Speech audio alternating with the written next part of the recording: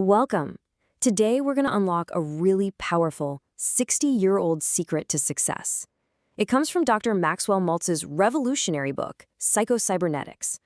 We're going to explore how a plastic surgeon, of all people, stumbled upon what might just be the master key to human achievement. Okay, let's dive right in. Do you ever feel like you're just hitting an invisible wall?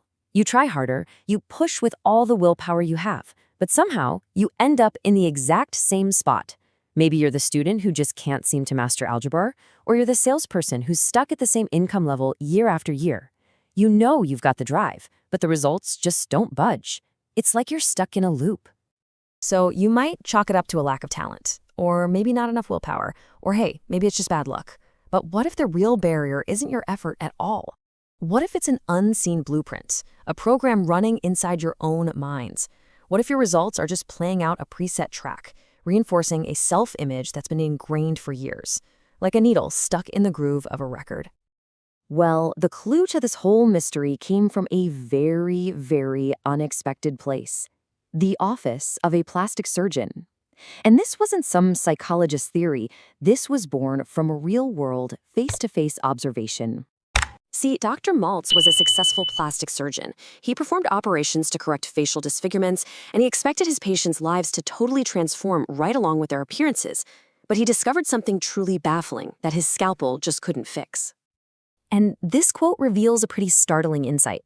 Patients would say things like, "I can see the hump is no longer in my nose, but my nose still looks just the same." Think about that.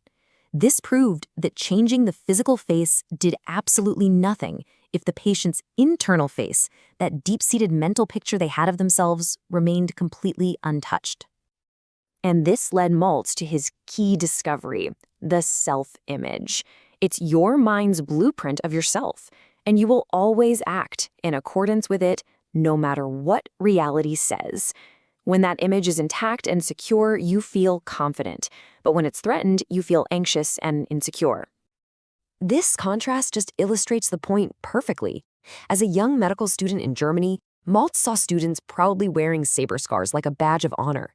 Yet his own patients felt this deep shame from much smaller surgical scars. So you see, the scar wasn't the issue. The self-image was everything. So how does this self-image control our lives so completely? Well, Maltz explained it with a powerful analogy.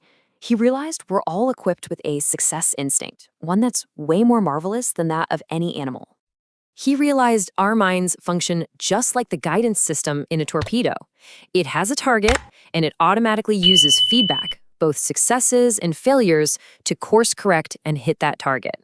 This is your brain's natural, built-in success mechanism, and it's constantly working in the background. But here's the thing you really have to get. This mechanism is totally impartial. It just works on whatever target you give it. So if you feed it a target of "I'm unworthy" or "I'm just not good at public speaking," it will work tirelessly, 24/7, to make that true. It will find evidence, create feelings of anxiety, and steer your actions to make sure you live up to that negative target. It delivers the proof right to you in the form of real-world experience. So if the mechanism is automatic, how do we give it a better target, right? How do we program it for success instead of failure? Well, the answer lies in what the book calls the theater of your mind. You can actually program your success mechanism by vividly imagining yourself succeeding. Now, this works because, neurologically, your nervous system cannot tell the difference between a real experience and one that is vividly imagined. It literally builds and strengthens the neural circuits for that action as if you were actually doing it. And this isn't just some quaint idea. It is a proven strategy used by top performers in every single field. From surgeons mentally walking through an operation to job seekers practicing their interview answers, mental rehearsal builds confidence and grooves the patterns of success long before they ever step onto the field or into the boardroom. So the crucial point here is that mental practice creates real-world results by pre-paving the neural pathways, the brain's internal wiring for success. It lets you practice reacting spontaneously so you're actually prepared for whatever comes your way. So when you consistently use these techniques, you do more than just change your thoughts. You actually change your entire emotional state. You begin to cultivate what champion golfer Carey Middlecoff called that winning feeling. And you can start this process right now. Just deliberately remember the feeling of a past success. Come on, everyone has succeeded at something. Call up those memories and the feelings you experienced. This reactivates the successful patterns that are already stored in your brain, and it reminds your nervous system what winning actually feels like.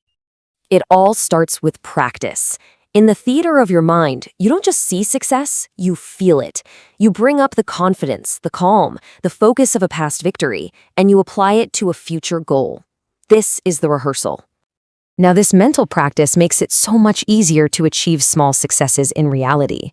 A salesperson who's rehearsed a confident pitch might start their day with a few easy calls, securing small wins to build that momentum and generate real evidence. And each of those small wins provides concrete proof to your subconscious mind. This new evidence starts to build a more powerful self-image, and it challenges the old negative blueprint. It's no longer just a fantasy, it is a new reality that you are actively creating. And this creates a powerful, positive feedback loop. A stronger self-image makes it easier to practice and believe in future success, which leads to more real-world wins, which further builds your self-image. You begin to weld the feeling of confidence from your past onto the picture of your future. You know, Dr. Maltz was also an amateur sculptor, so he knew that our self-image is not set in plaster. It's much more like soft clay. It can be scraped away and resculpted. The emotional scars of the past can be removed. So the question this explainer leaves you with is this: what masterpiece will you choose to create?